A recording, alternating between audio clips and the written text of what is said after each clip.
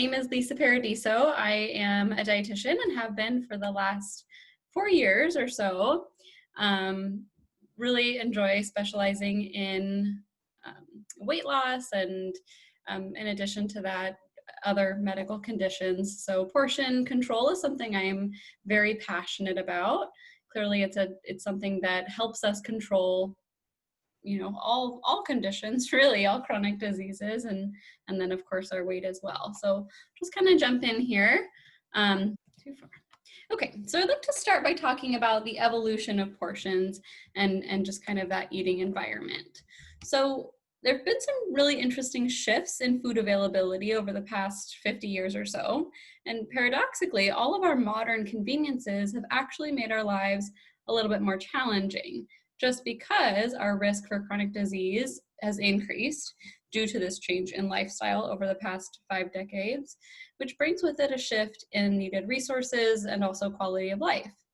So I'll give it to fast food establishments. They've certainly met the demands for healthier foods. However, these foods tend to be a lot more expensive. So it makes it harder for people to make that healthier choice between, say, a really delicious burger and fries and a salad that's really simple, but also twice the cost. So what's changed in the past 50 years or so? And I like to talk about the 70s because that was kind of the time when we started seeing fast food establishments pop up and our lifestyle really take a change. So since the 70s, portions have basically doubled. And why might this be? Basically, people want to feel like we're getting the most bang for our buck. So we select the largest item for the cheapest cost, not really paying attention to that quality over quantity kind of conundrum. Even though sometimes we know that a smaller item at a higher price might actually be getting a better item. But establishments provide what their patrons desire. And we've basically told these companies that we want bigger products over the last 50 years or so. Other changes, women entered the workforce, and now there's an inability for families to have one sole provider in the household, thus decreasing our home-cooked meals and ability for families to eat together where there's more structure and perhaps a healthier eating environment. A lot of people eat in front of the television, and that just provides a huge distraction, so we tend to eat a little bit more.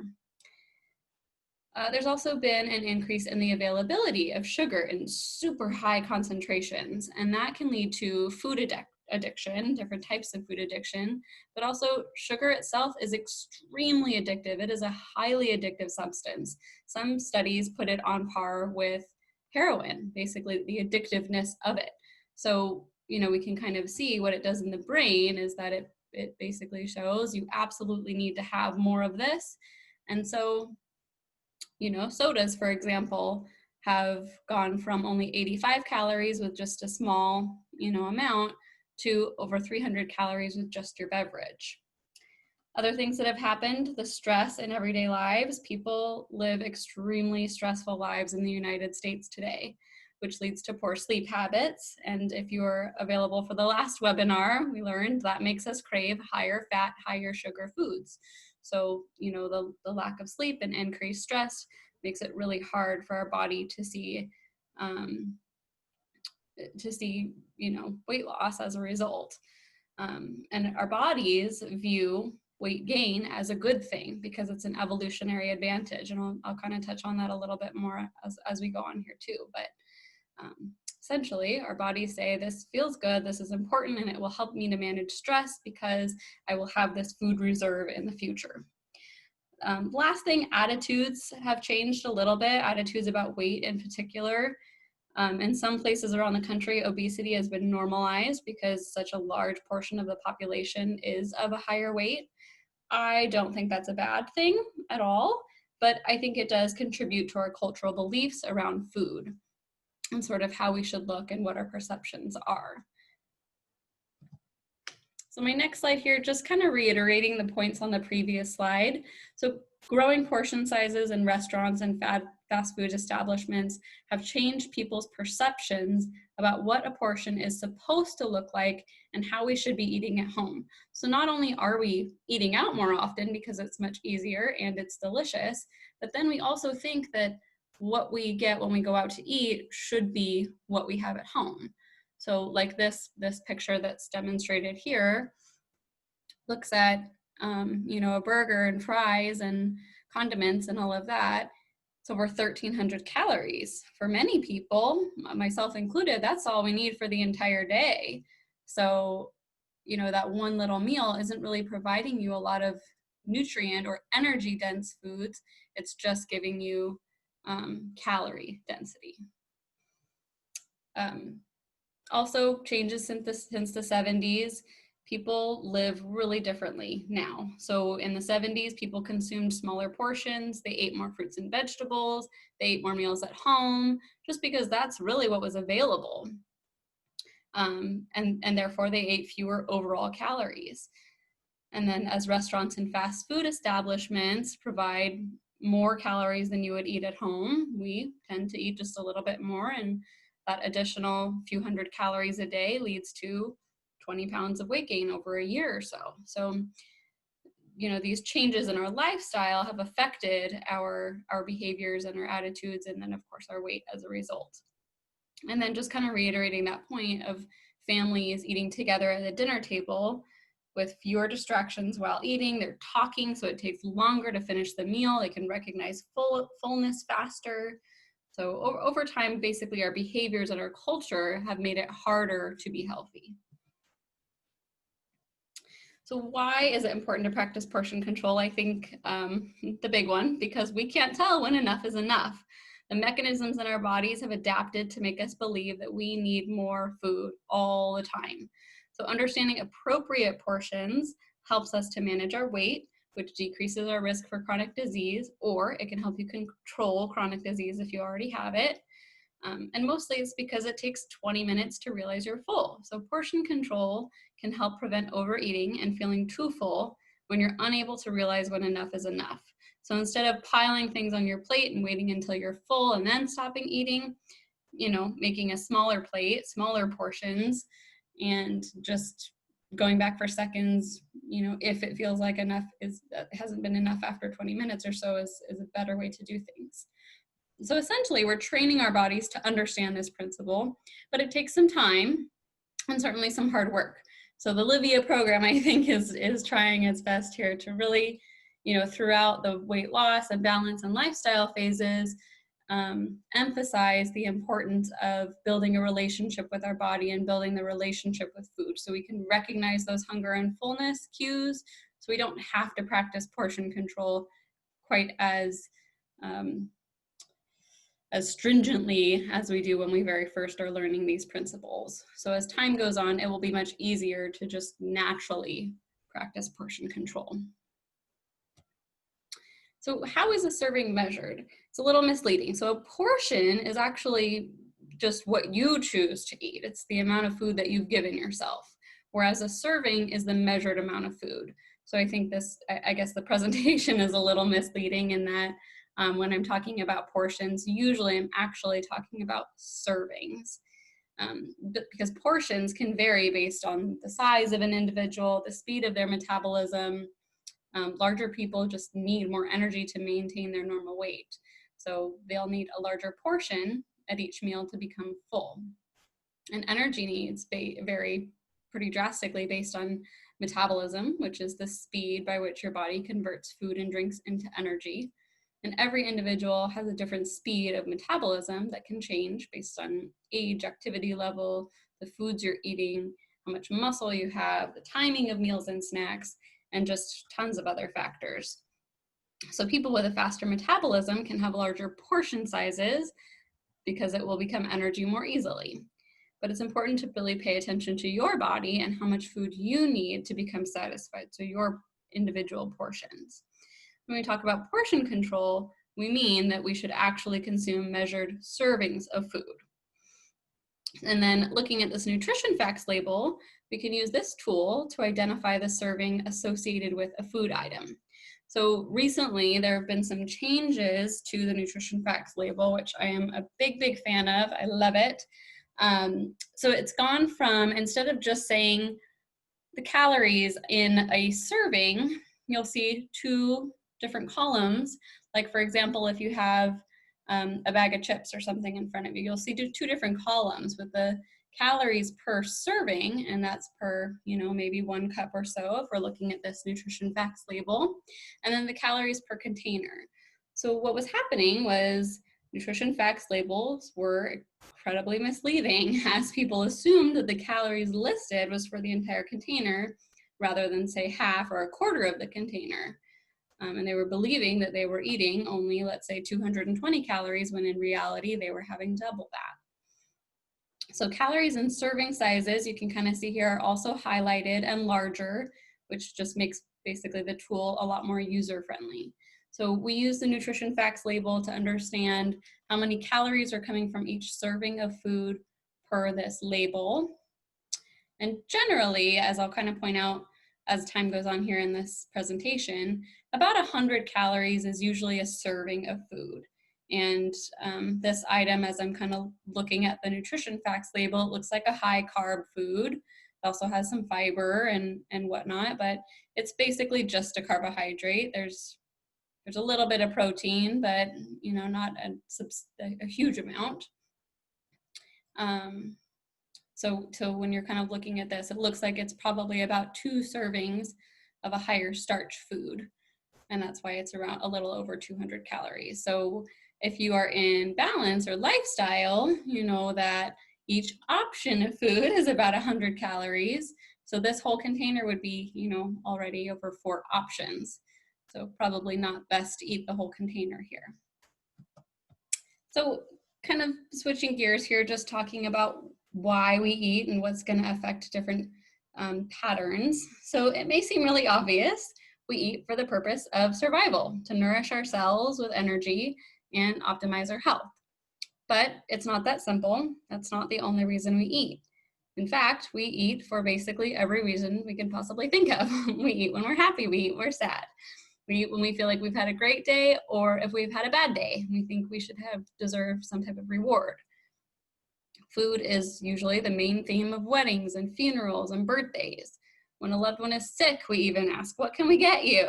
Oh, you have the tummy flu. You don't feel like eating anything? Let me still make you some soup. Let me find you some crackers. So we believe that food is just the cure to everything, and it's always needed. Good, bad, doesn't matter. It's also a major component of our culture. So when we see our friends, we focus the meeting on food and drinks. But this doesn't always have to be the case. And I think that we can harness this energy and provide healthier alternatives. So kind of trying to shift our patterns and our cultures. Nobody wants to be unhealthy, but this is just sort of how we are. So after a hard day's work, maybe sitting on the patio, listening to the birds, or maybe some nice music, maybe having like a yummy soda water over ice in a fancy glass. It still kind of feels like a cocktail. Maybe it still feels rewarding, but it's not, an unhealthy choice. You could, choose more veggie trays and, still having the kind of social aspect of it and the enjoyment, but trying not to use food as the only component there. So maybe inviting friends out for a walk or go kayaking, or, doing the enjoyable parts of all of this is the social aspect and being around friends. But we've become so accustomed to it being around food that these habits are really hard to change. So we kind of have to start small, but try to make these changes as best we can. I think it's also really important to ask yourself the question, why am I eating? I ask myself that question probably 5 times a day. I walk into the kitchen and I say out loud, am I hungry? And if the answer is no, my rule is that I gotta turn around and walk out, because we tend to eat for so many different reasons that we need to build that relationship with ourselves where we're able to say, okay, if I'm not hungry, what am I? Am I bored? I can go find an activity. Am I stressed? Maybe I can do some yoga or deep breathing. So trying to really understand the cause of our eating can help us resolve the underlying problem, and hopefully you won't feel the overwhelming urge to have a snack, especially if we're eating out of boredom or stress. I also think, kind of going back to that that slide, having a list of some things you can do. So boredom is my general, that's usually why I eat. I have a list written out of activities that I can do instead of eating or it's a great go-to. All right, this is already what I can do. I have no excuses basically for eating out of boredom anymore. So I think that can sometimes be helpful. So other things that affect dietary patterns and chosen portions. Well, of course, there's a lot of things. So our hunger level, if you go too long without eating, your body is going to say you need to overeat the next time you have an opportunity to do so. And of course, hunger level and duration of time kind of go hand in hand there. Sleep schedule, if you're not sleeping well, your body tells you we need more energy, and it usually asks for it in the form of sugary foods and fatty foods. Stress level, of course, can affect what you eat, either more or less. Some people are so stressed that they can't eat anything at all, and of course their body goes into starvation mode in that case.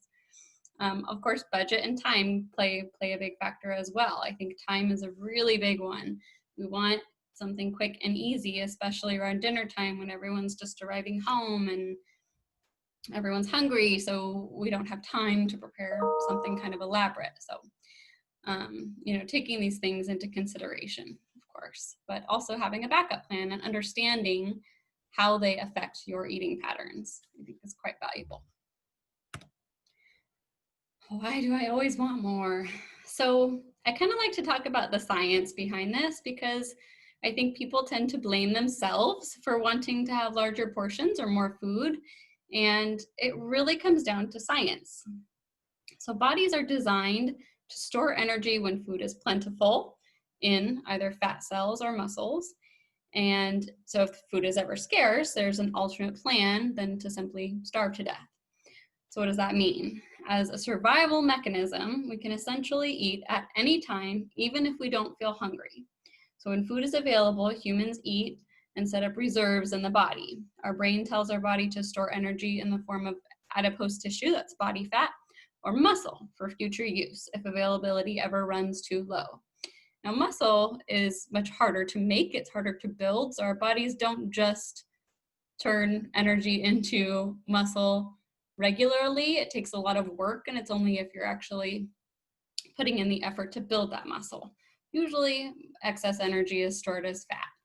So it's an adaptation that's helped humans to survive since, the beginning of our history.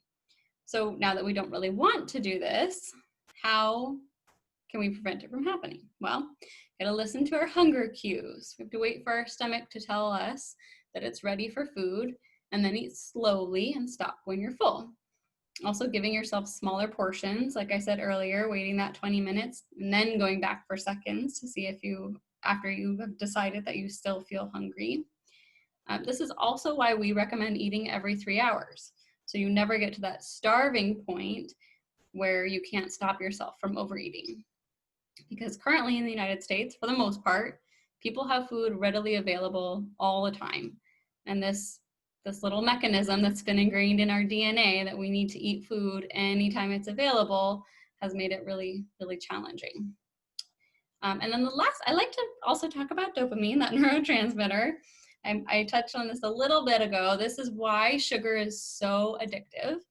Dopamine is a neurotransmitter or chemical in the brain. There are thousands of these, but this one in particular provides you with feelings of reward. So it makes you feel really happy. It makes you feel good for accomplishing tasks. Basically anything that is beneficial to the body, your brain will release a little bit of dopamine and make you feel good about it. So completing a task will do this, certainly eating, because the body sees that as a benefit. You're drinking water, things like this. You get just kind of that little boost of the chemical, exercise, all of that stuff.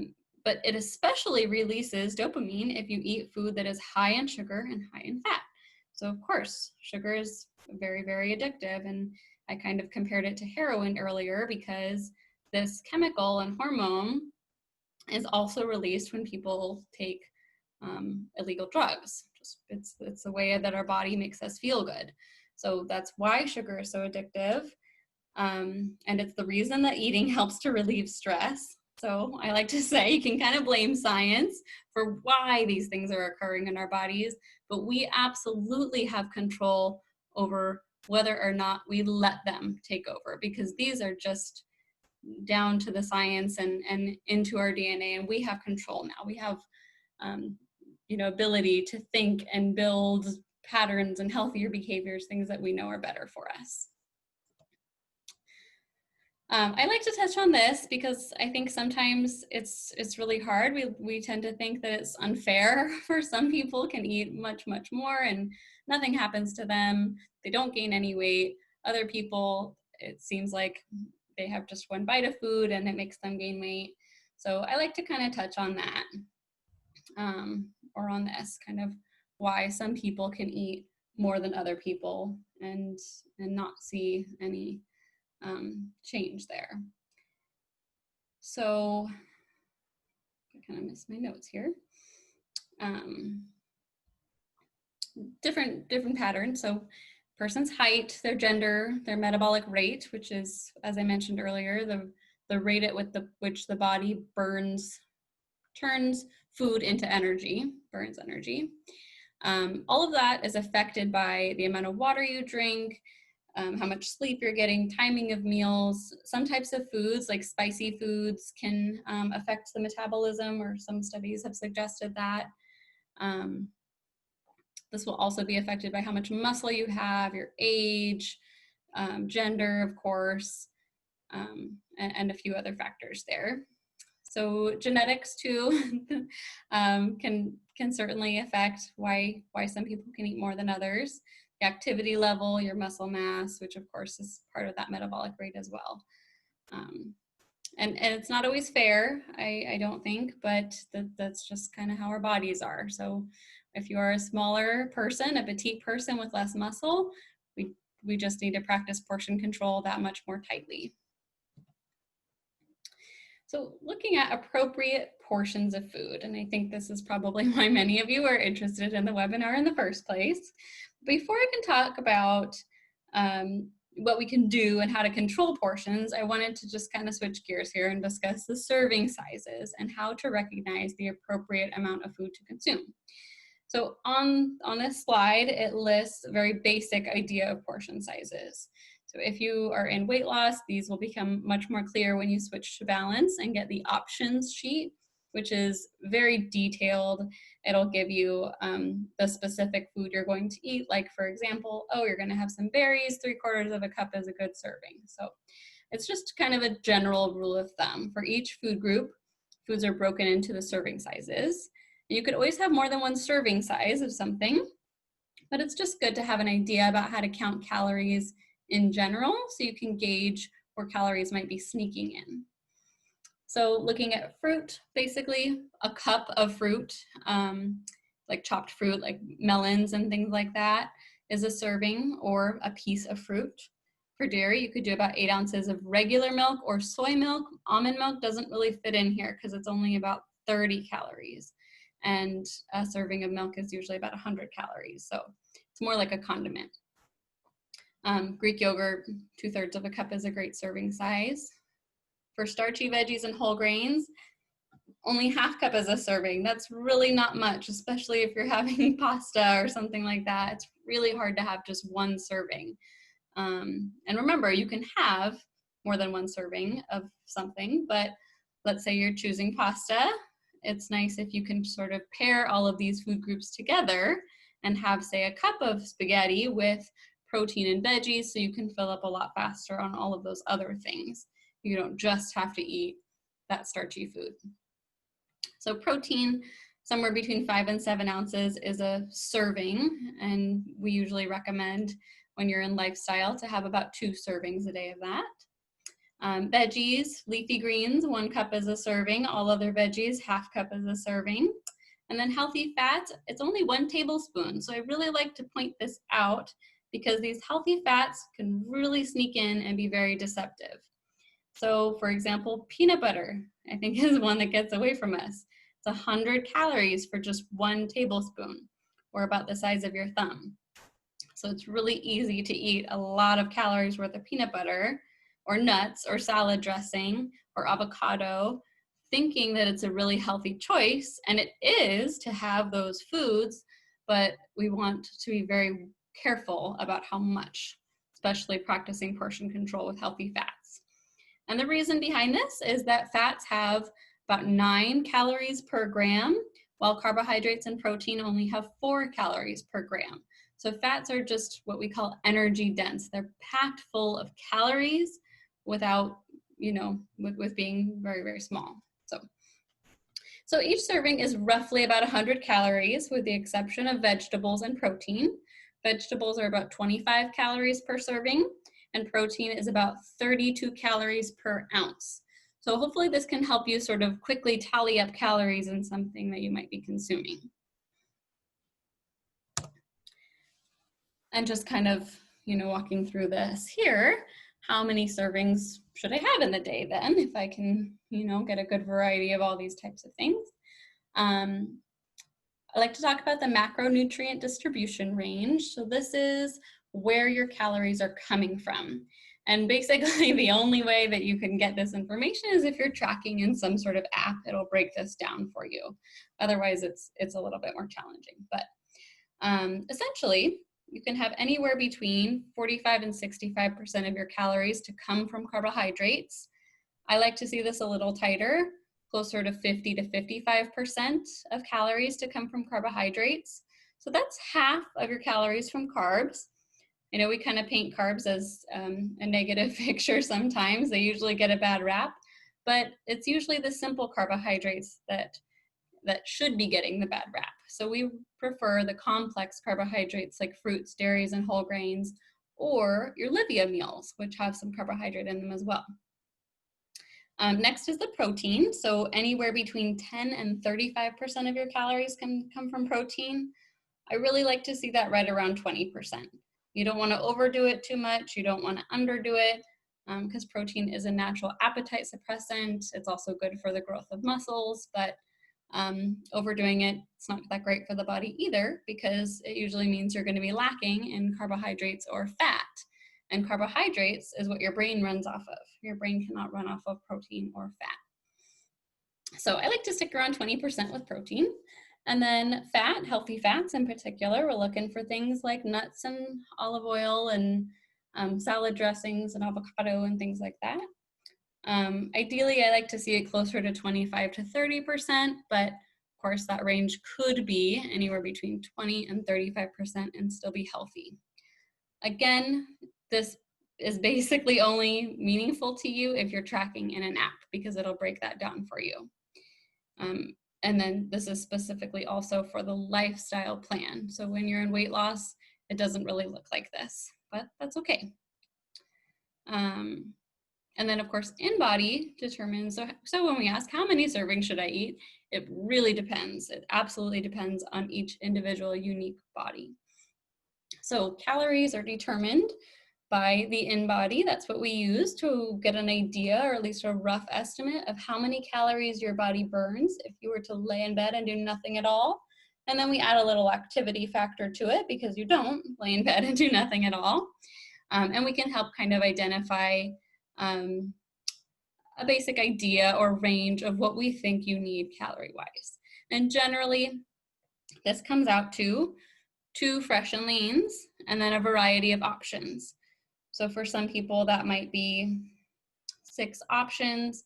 We like to see that broken down into maybe 2 fruits, 2 dairies, 2 whole grains, and then, maybe a healthy fat here or there, kind of depending on how many options you need. But just sort of reiterating, we want a good variety of all of those good healthy carbohydrates.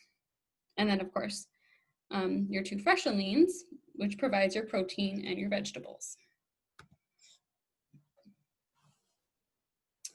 And then what can we do to control portion? So this is kind of just nearing the end here, talking about some tips and tricks to control portions a little bit more closely. So definitely that Livea support, that one-on-one counseling, the customized weekly meal planning. So you're coming into Livea and you're talking with your consultant about what should I be choosing? What are the healthiest foods? What sort of resources do you have for me? And then of course, that behavior modification support, using the apps, using the guidebook, and then of course using your Livea consultants as for any questions that you might have. Also the InBody, so we as I mentioned, the InBody helps us identify your calorie needs. So very important to do that. If you are in weight loss, we do it every month. And then if you are in balance or lifestyle, we do it every 2 months. So we want to continue to keep track of that, just in case things are changing inside your body and that maybe we need to adjust your calorie needs as a result. And then of course, participating in these class series, that helps quite a lot for getting that education. More, what else can we do? I think paying really close attention to what goes into your body. I really love the pause, ask, decide mantra. If you haven't heard it before, it goes a little something like this. You stop and you ask yourself a few questions. Am I feeling hungry? Is this food going to help me reach my goal? And if not, is it worth it? It might be, that's okay. But basically it gives you control and it helps you, gives you more time, which also gives you more control. As I mentioned, since COVID has kept me inside the house a little more often, I ask myself out loud every time I walk into the kitchen, are you hungry? If the answer is no, I usually will grab a soda water and put it on ice, and that usually will satisfy me until the next meal. If the answer is yes, grab a snack, of course. I also have been, and I've put signs inside my cabinet saying, you know, that's enough, that you're not hungry. So that sometimes is helpful. It's a good reminder to kind of walk away. Chewing thoroughly, eating slowly, eating those small frequent meals every 2 to 3 hours. I also think it's valuable to stop and check in with yourself halfway through your meal. Say, okay, have I had enough? If not, that's okay. Measuring food, making sure that you're getting those appropriate serving sizes. I think tracking is extremely valuable. Even if you're not doing it every single day, doing it every few days is pretty helpful, just to get an idea of how many calories you might be consuming. If you're doing it in the app, you can get an idea of what that macronutrient distribution range looks like. You can journal your thoughts and feelings around food and your food choices. I think this is helpful because it helps you build that healthy relationship with food and your own body. When you go out to eat, certainly get that to-go box right away, because remember, the restaurants generally are double the amount of food that you actually need. So getting that to-go box or looking at the menu ahead of time and making the best choice. It's a lot harder to do when you're sitting in front of a menu and you know, you have to choose between a healthy salad and, again, a burger and fries or something like that. So, you know, it's harder to do that when you're hungry. Make the healthy choice. So looking ahead of time is good. Reading the food labels for sure, and comparing items. When you're in the grocery store and you're looking at 2 different boxes of crackers, don't only look at the calories, look at the serving size. Maybe you get more crackers in the one with more calories, or maybe you get more fiber or more protein or some other component that might make it healthier. So absolutely compare different food items in the grocery store to make sure that you're making that healthy choice. And then here are a few of my references.